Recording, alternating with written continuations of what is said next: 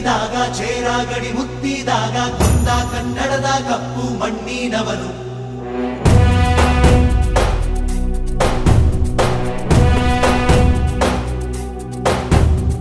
ವಜ್ರ ಬಲ್ಲಾಳರಾಯ ಸೋಗೆ ಬಲ್ಲಾಳರಾಯ ಕತ್ತಿಗಲೆ ಬಿತ್ತಿ ಹೋದ ವಂಶಾದವನು.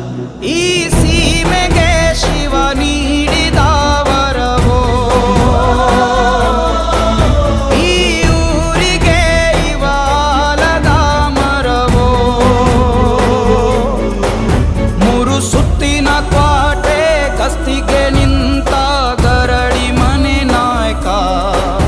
6,000 ದಂಡು ಬಂದರು ಬಿಡನು ಕಾವಲಿನ ಕಾಯಕ.